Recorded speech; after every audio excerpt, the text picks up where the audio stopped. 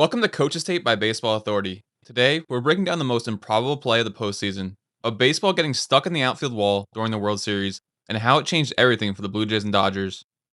Game 6 of the World Series. The Blue Jays were up in the series, but down 3-1 in the game, coming to the bat in the bottom of the ninth. This was their chance. 3 outs to tie it, one swing away from flipping the script. Roki Sasaki, the Dodgers' flamethrowing closer, started the ninth on the mound, but struggled right from the start. He plunked Alejandro Kirk on an 0-2 pitch. Rogers Center erupted. Pinch runner Miles Straw took first. Nobody out. A tying run, Addison Barger, was now coming to the plate. Barger, Toronto's clutch postseason bat, dug in against Sasaki. It's a 2-2 count. Sasaki fired a 98-mile-per-hour fastball over the plate. Barger didn't miss, sending a rocket towards deep left center. Then, baseball delivered something nobody in the stadium expected. The ball hits the bottom of the outfield wall in left center and somehow lodges itself between the wall padding and the field. It doesn't bounce back onto the turf. It doesn't roll away. It just stops. Stuck. Wedged. Justin Dean, the Dodgers center fielder who just entered the game as a defensive replacement, throws his hands straight up in the air. This is the universal baseball signal for dead ball. Left field umpire John Tumpane immediately calls it dead. Miles Straw, unaware of any of this, sprints around third and crosses home plate. Barger is right behind him. The outfielders eventually grab the ball and throw it in. For a brief second, it looks like the Blue Jays just tied the game 3-3 on an inside-the-park home run. Except, they didn't. According to the MLB rule, if a fair ball becomes lodged in the wall, fence, or padding, it's automatically ruled a ground rule double. The ball is dead. Each runner advances exactly 2 bases from their position at the time of the pitch. Straw was on first when the pitch was thrown. 2 bases means third. Barger, the batter, gets second. No runs score. The crowd goes from delirious celebration to stunned silence in seconds. Look at the Rogers Center outfield wall.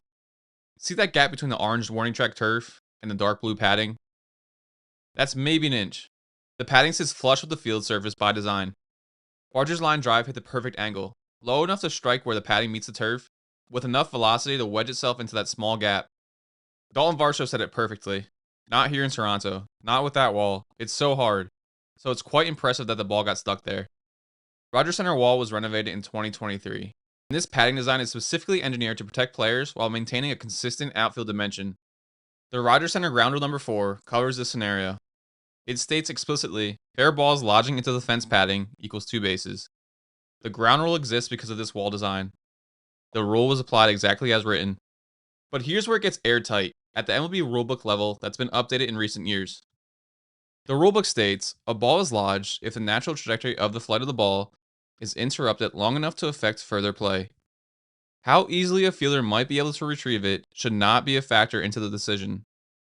This is crucial. It means the umpire no longer considers how hard would it be to dig that ball out.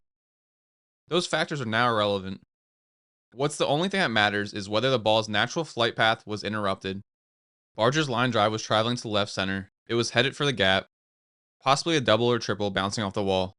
The ball's trajectory took it directly into the wall padding and stopped it there, wedged between the padding and the field. The natural route of the baseball was interrupted. The ball couldn't continue its path. That's lodged. Rogers Center has hosted baseball since 1989 and ranks 3rd all-time with 831 ground rule doubles. The newly renovated wall padding, installed in 2023, just produced the most famous, or infamous, one yet. Blue Jays manager John Schneider said, "I've been here a long time. I've never seen a ball get stuck like that." The rulebook was updated this way specifically to prevent gray area disputes. If the rule said, a ball is lodged only if the fielder can't possibly retrieve it, you'd have arguments all day like we've seen in the past. Instead, the rule is objective. Did the ball's trajectory stop before it completed its natural path? Yes or no? No debate on how retrievable it is. The natural trajectory of Barger's line drive was interrupted the moment it wedged into that padding. Everything else, how retrievable the ball was, the outfielder's going to pick the ball up, how critical the situation was, doesn't matter under MLB rules. This isn't the first time a ball has gotten stuck and ruined someone's day. And MLB has consistently applied the same objective standard. Javier Baez at Oracle Park, July 24th, 2019.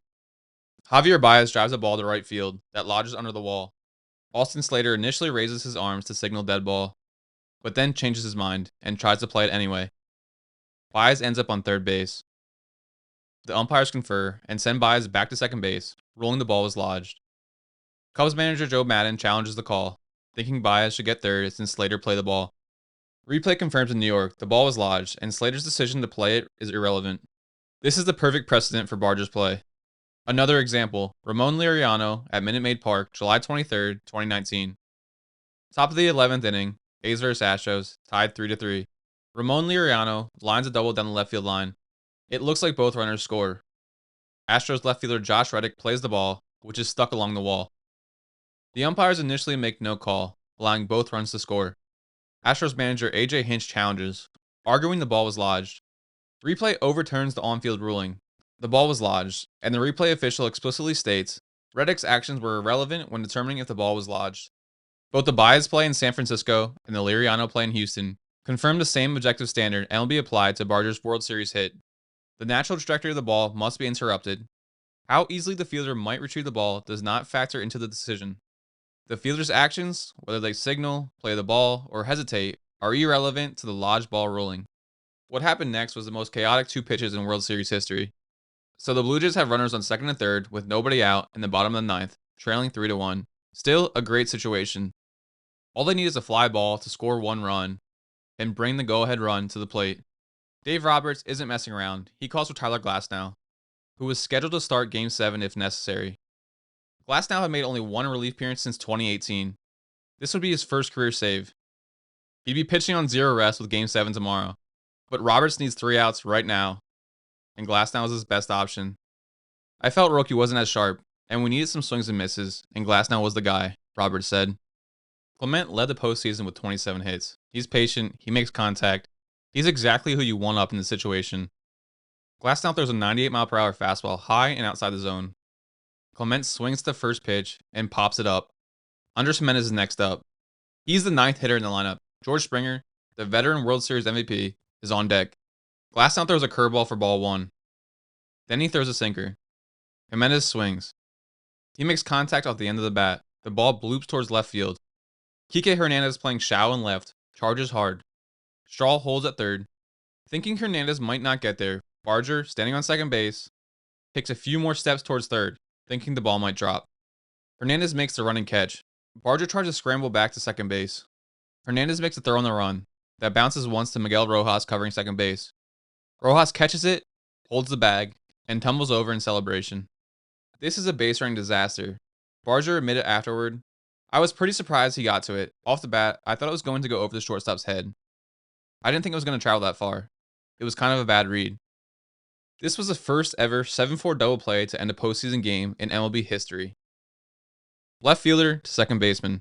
Chaos. Halloween night, a stuck baseball, and now this. The Dodgers called the break of the century. What could have been a tied game turned into runners on second and third with nobody out. And then turned into a game-ending double play 3 pitches later. Blue Jays fans were understandably furious. Social media exploded with conspiracy theories about the umpires rigging the game, but the call was correct. The ball was lodged. The rule is fair and legally sound. It prevents teams from benefiting when the ball does something unnatural. The natural trajectory is what matters most. 2 bases, no exceptions. Baseball is chaos, but the rulebook is specific.